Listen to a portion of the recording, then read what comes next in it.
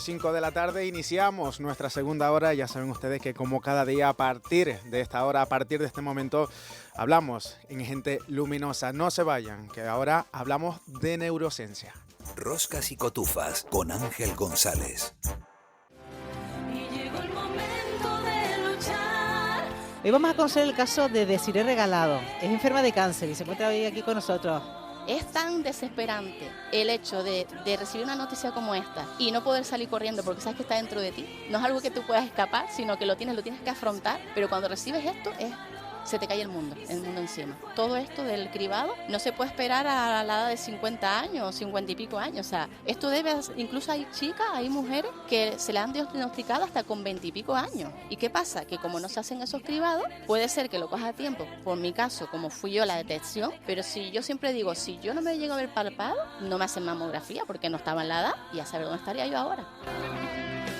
De lunes a viernes, de 6:30 a 11 de la mañana, de la noche al día. Estíbaliz Pérez, la Radio Canaria. Si pasa, te lo contamos. ¿Iguales? No, no todos somos iguales frente al cáncer. Tu código postal afecta más que el código genético en la desigualdad frente al cáncer. Descubre todas nuestras diferencias en acuerdocontralcáncer.com y únete al acuerdo para luchar contra las desigualdades. Asociación Española contra el Cáncer.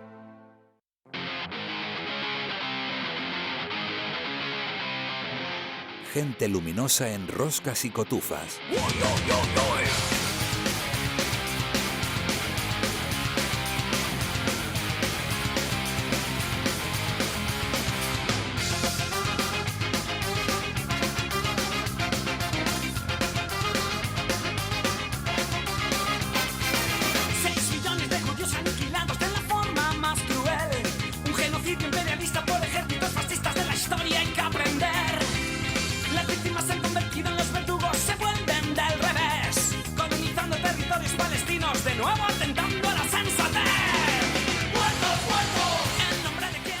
De esta manera, con rock español, iniciamos nuestra Gente Luminosa de hoy con nuestro invitado de oro, Leandro Castañeira, científico, neurocientífico, nacido en el puerto de Rosario, en Fuerteventura. Te criaste allí, naciste allí. Bueno, te criaste también en La Laguna. Buenas tardes. Sí.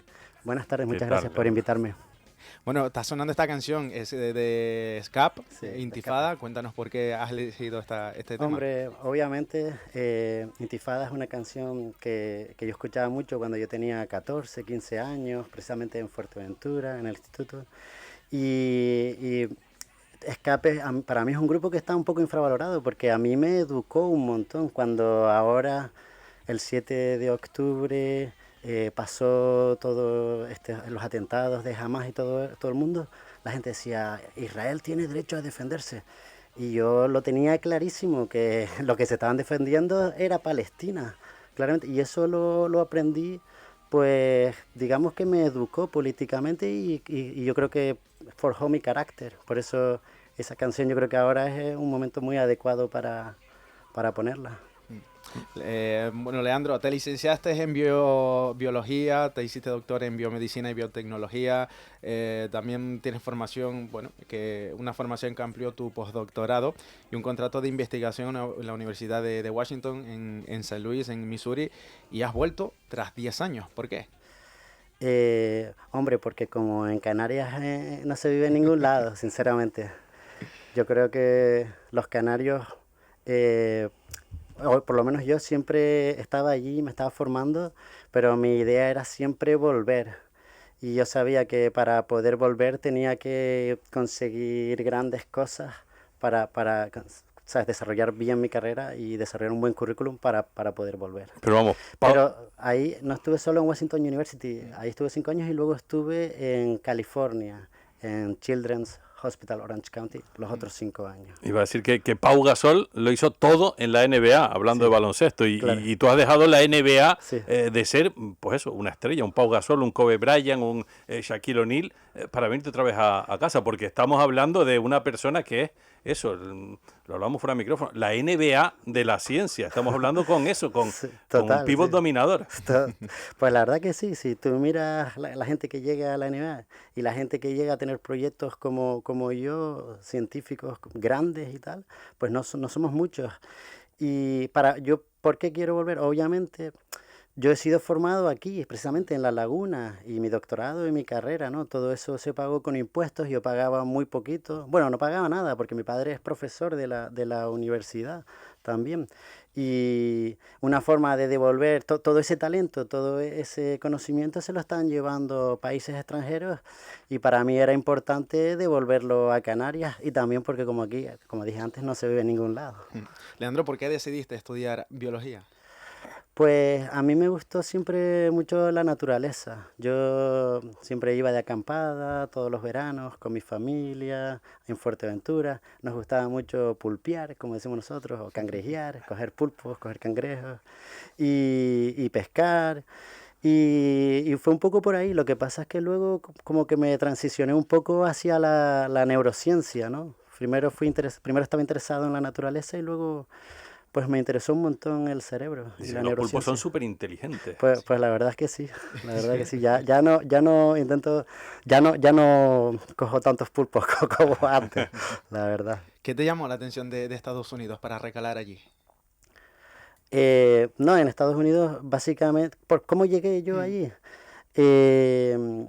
Básicamente yo me fui a cualquier lugar en el que tuviera una oportunidad para desarrollarme científicamente. Yo soy de una generación de hace 10 15 años, cuando acabamos las carreras y tal, que no, ahora el problema es la vivienda, en aquel tiempo era el trabajo, y para mí era imposible seguir formándome o seguir desarrollándome como con un proyecto de vida, porque no había trabajo. No había trabajo en nada, es que ni en nada. Aquí ahora hay trabajo en algunas cosas, pero es que en aquel momento no había trabajo para nada, y me tuve que ir. Y yo, como en los congresos a los que ya había asistido, cuando hice mi doctorado y tal, yo había conocido a algunos profesores, y hablé con un profesor de Estados Unidos y tal, y conseguí una beca, que esto lo tengo que decir, del doctor Manuel Morales, que es una fundación canaria de La Palma que forma a estudiantes de postdoc, hace formaciones, y gracias a él me fui un año, y luego allí ya me conocieron y ya me contrataron allí. Pero lo tengo que agradecer mucho a la Fundación Doctor Manuel Morales de La Palma. Oye, ¿y cómo se pasa de aparcar cochitos locos a estar en la cumbre de la ciencia? A ver, explícame eso, porque yo todavía no lo entiendo. ¿Cómo es eso, aparcar cochitos locos? Sí, es que, claro, pues ese es uno de las dificultades para desarrollarte en ciencia aquí. Yo me acuerdo que una de las carencias que tenía era el inglés, que no hablaba inglés muy bien, y yo quería progresar. Y entonces me fui un verano, bueno, 4 meses, un poco más de un verano, me fui a Brighton, en Inglaterra, y ahí conseguí trabajo, pues se llama el Brighton Pier, que es un sitio de atracciones turísticas, y ahí estaba aparcando los cochitos o recogiendo los tickets y tal ¿Ah, sí? para poder formarme. Y luego, después de eso, me fui ahorré dinero y me fui a Chile.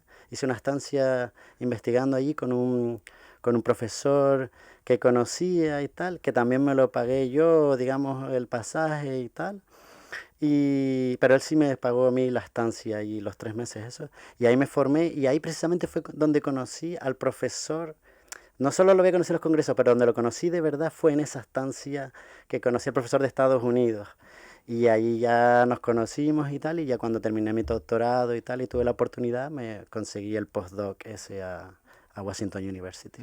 Leandro, su línea de trabajo se centra en la hidrocefalia pediátrica, ¿no? Una Sí. enfermedad que desarrollan los bebés prematuros. Cuéntanos en qué trabaja ahora mismo.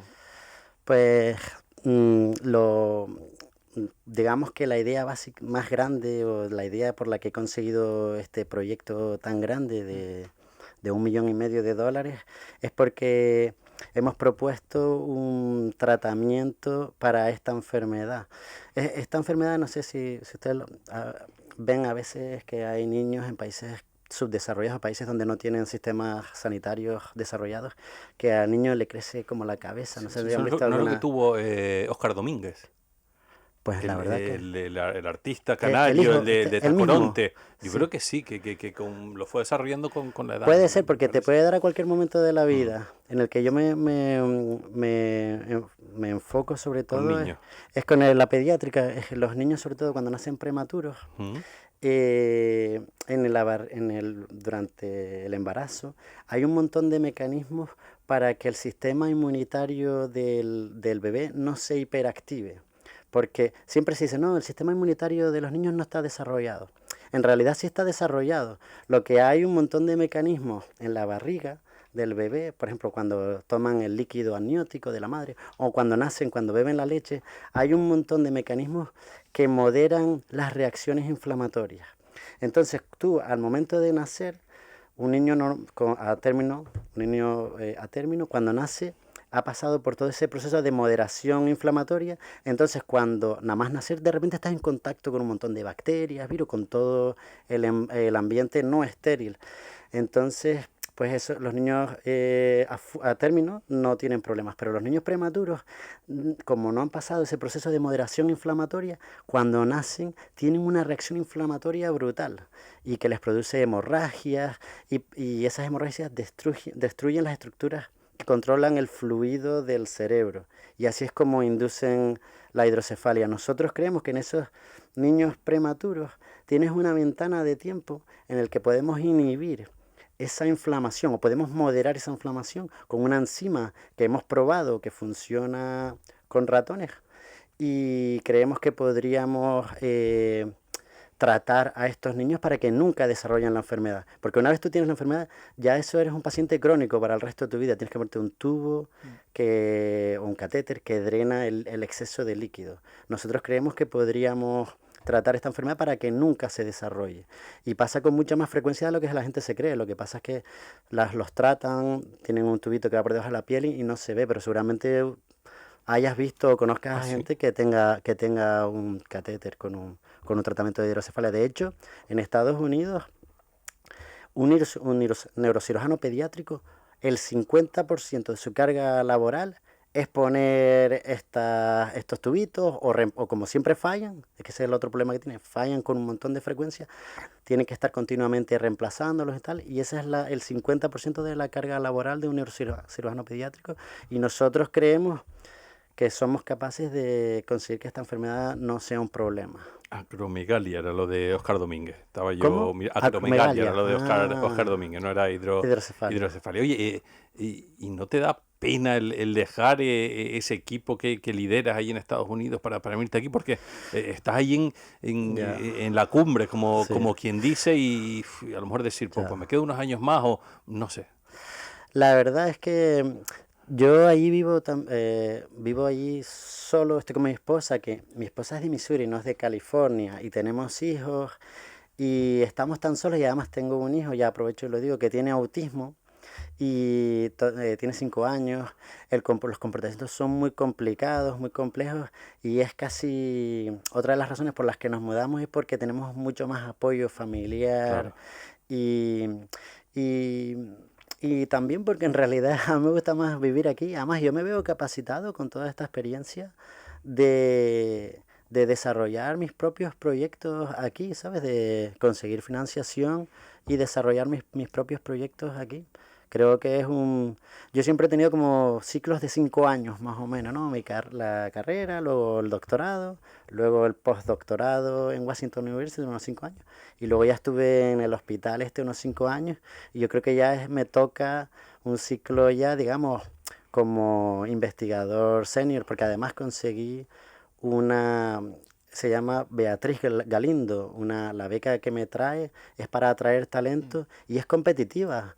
Es para atraer talento de verdad para gente que, digamos, que esté en un nivel bueno, traerlos para empezar para atraer el conocimiento otra vez a España y en nuestro caso a Canarias. ¿Y cómo es trabajar, Leandro, en Estados Unidos en materia científica? Materia científica A lo mejor hay que decir antes y después de Pues, Trump. Sí, también, sí, totalmente. Cuando yo llegué todavía estaba Obama. Entonces, Y bueno, con la primera legislatura de Trump, todavía en la ciencia no afectó tanto como ahora. Ahora sí que es verdad que yo tengo gente conocida y casos que he escuchado y que estaban, bueno, estábamos preocupadísimos en el hospital porque habían cortado un montón de financiación que la habían aprobado y todo, y la han cortado, la han denegado después del hecho de que ya la hubieran conseguido. Y para mí lo que yo noté cuando llegué allí, aquí era todo mucho más rudimentario, ¿sabes? Aquí teníamos que generar todos los experimentos desde la base, ¿no? Tenemos que prepararlo todo. Y ahí era mucho más sencillo porque podías comprar todo, digamos, prefabricado. Está mucho más preparado para usarlo. Es más caro, pero también teníamos más dinero y funciona más rápido. Funciona más rápido en Estados Unidos. Pero algo que quiero dejar claro es que toda la financiación que tenemos ahí es pública, ¿sabes? En Estados Unidos mucha gente se creía, no, es todo con las empresas y tal. Yo todos los proyectos que he tenido, que yo he conseguido más de 2,5 millones de dólares allí, han sido todos con financiación pública, los más grandes, y los pequeñitos eran como donaciones, digamos, que se hacen como al hospital, y el hospital tenía su propia financiación, pero también era, digamos, público, no es, digamos, basado en empresas que quieren hacer negocios, sino casi todos los proyectos que he tenido ha sido financiación pública. Oye, me imagino que te gusta muchísimo la música y nos han mandado 3 temas que la verdad que están muy bien. Te vamos a poner uno de los segundos temas también que nos has propuesto. We hide the parts of ourselves we don't want the world to see. We lock them away. We tell them no. We banish them. But here, we don't. Welcome to Montero. I caught it bad just today. You hit me with a call to your place. Ain't been out in a while anyway. Was hoping I could catch you throwing smiles in my face. Romantic talking, you don't even have to try. You're cute enough to fuck with me tonight. Looking at the table, all I see is bleeding white. Baby, you living the life, but nigga, you ain't living right. Cocaine and drinking with your friends. You live in the dark, boy, I cannot pretend. El tema Montero de Lil Nas, de este rapero estadounidense. ¿Te gusta la polémica? Porque fue un vídeo, la verdad es que bastante polémico en Estados Unidos. Sí, en Estados Unidos fue polémico. Yo no creo que me... O más bien en el sector de la religión, más bien el Claro, catolicismo. sí. A mí no es polémico, sino a mí me pareció muy adecuado el tema. Yo creo que justo eso pasó después del movimiento Me Too, de las mujeres y tal. Y yo entiendo que las diferentes masculinidades son importantes, ¿no? Este es un artista abiertamente gay, habla de tener relaciones sexuales y tal, pero no solo eso, sino yo entiendo que esta canción la hizo porque él siempre estuvo oprimido, ¿no? Con la religión, por ser quien es, ¿no? Entonces está guapísimo como él lo adopta eso y se ve como yendo hacia el infierno, haciendo el pool dance y al final que mata al diablo. Yo creo que es importante porque al final del machismo somos todos víctimas, incluso nosotros, ¿no? Que nosotros no podamos expresar nuestros sentimientos, o ¿sabes? Los que hayamos crecido en los 80 y los 90, que no, yo creo que somos un poco analfabetos emocionales porque teníamos como, no puedes llorar, no puedes estar, y joder, que nos deshumanizas, o que los humanos tenemos que poder llorar, tenemos que poder expresar nuestros... Y yo creo que las diferentes masculinidades, como él, y no solo eso, sino que él además le pone la crítica con la religión, pero creo que son fundamentales y me pareció interesante. Además, me marcó mucho porque lo escuché mucho cuando llegué a California. Siempre a mí la música me marca por etapas de mi vida y me pareció interesante compartirlo. Y precisamente una de esas etapas de las que queremos hablar es tu experiencia como migrante, una persona nueva que llega a Estados Unidos. ¿Cómo fue ese episodio? Eso fue, la verdad, yo creo que el momento más duro de mi vida lo he pasado como migrante, viviendo en Estados Unidos, porque nada, conocí a mi esposa, nos casamos y tal. Como dije antes, primero estaba Obama y luego llegó Trump. Y ahí ya empezaron a hacer incluso casas de inmigrantes y tal. Entonces nada, yo conocí a mi mujer, tal, nos casamos y tal. Y entonces apliqué por el Green Card. Y yo tenía todavía mi visado de estudiante, que lo podía haber renovado. Pero bueno, quería aplicar por el Green Card porque yo tenía un proyecto de vida un poco más largo allí. Y entonces cuando fui a la entrevista, la tía vio una mujer negra, mi esposa es una mujer negra, y yo, para ellos uno canario es un latino, ¿sabes? Como, pero, ¿sabes? No eres nada para ellos. Entonces me acuerdo cuando terminó la entrevista, acabó la entrevista, le pregunté, ¿está todo correcto? Y la tía se quedó callada y no me dijo nada, se quedó así. Y yo entendía que estaba todo correcto. Y la tía se cayó porque era obvio que yo no lo sabía, que tú no podías haber salido del país mientras estabas aplicando. Y yo había salido a renovar mi pasaporte y había vuelto. Y se lo cayó claramente y eso me creó un problema tremendo porque yo ya tenía se suponía el empleo, mi tarjeta de trabajo que la había conseguido por mi aplicación de la Green Card.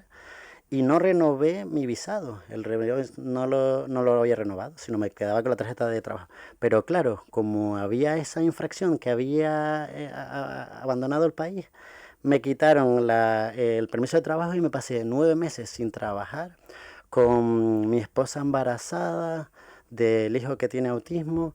Y la verdad que fue súper estresante, hacían casas de inmigrantes, me quedé en un limbo de la ilegalidad y tal, y lo pasé fatal, la verdad.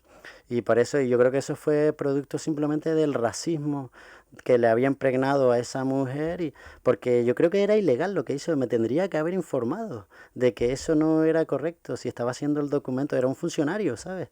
Y como parece que el racismo se perfunde y llega a niveles más abajo, e incluso funcionarios que se lo toman la ley por sí mismos, yo creo, y la verdad que lo sufrimos un montón. Qué barbaridad. Y el mismo discurso que yo escuchaba antes en Estados Unidos con los hispanos, lo estoy escuchando ahora mismo aquí en Canarias con los norteafricanos, con los marroquíes, y es una vergüenza para mí. Sí, sientes el... Lo he escuchado de gente que conozco y todo, y siempre les digo, les llamo la atención que no hay más, que no son más violentos, que lo que genera violencia sería la pobreza, si acaso, pero que la gente viene a trabajar, lo mismo que hacía yo conocía un montón de inmigrantes allí, y es una vergüenza, es este internacional fascista entre Trump y todo que se está llegando a todos lados.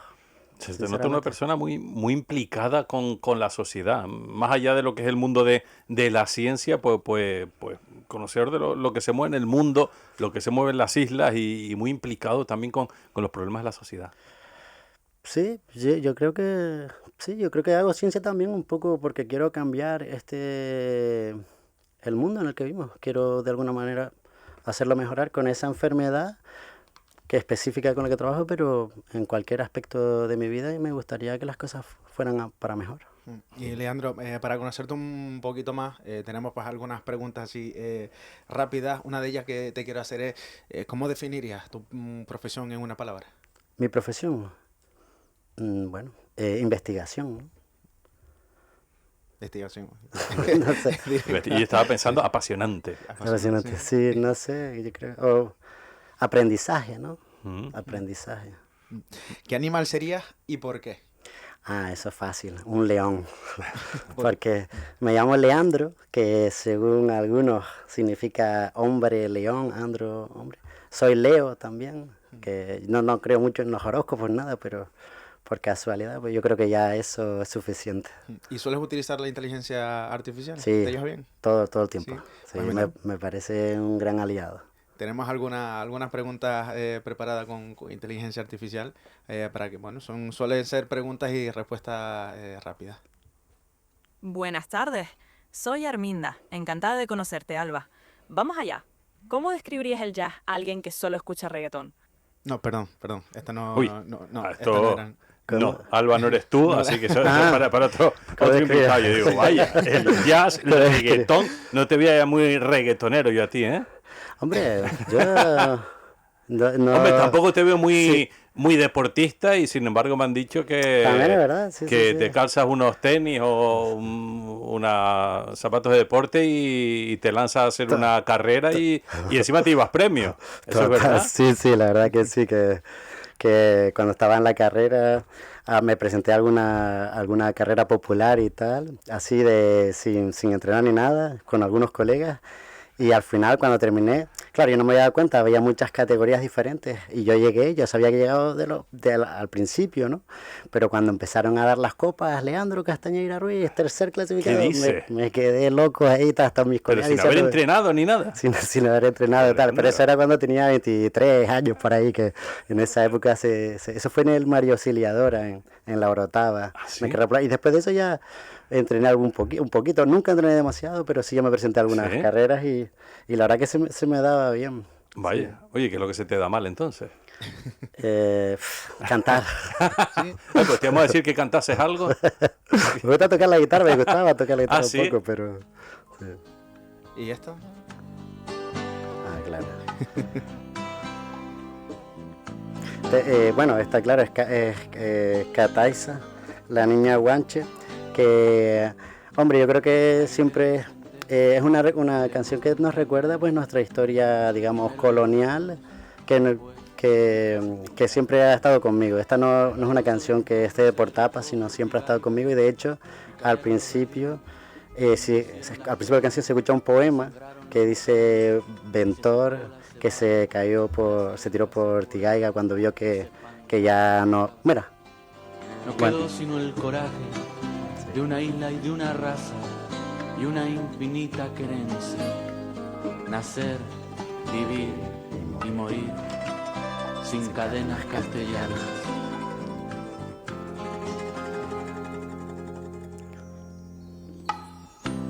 Se la llevaron los invasores cuando venía de la montaña. Han sido, Leandro, 3 temas totalmente diferentes, ¿eh? De cortes totalmente distintos. Sí, por eso yo decía, ¿no? Yo pues sí podría escuchar reggaetón. A mí me gusta, yo respeto todas las formas de arte, aunque la gente diga, bueno, muy simple y tal. Bueno, pero si son capaces de emocionar a la gente, ¿no? Y aunque sean simples o hacer bailar y tal, tienen su función, y yo creo que toda la música hay que, digamos, respetarla. Sí. Pues Leandro Castañeira, neurocientífico, majorero, canario, afincado desde hace 10 años en Estados Unidos, pero que vuelve a Canarias para otro proyecto de neurociencia. Ha sido un placer tenerte y aprender muchísimo también sobre un poco más de neurociencia y la línea de trabajo que llevas a cabo. Muchísimas gracias. Muchas gracias a ustedes. Los invasores cuando venía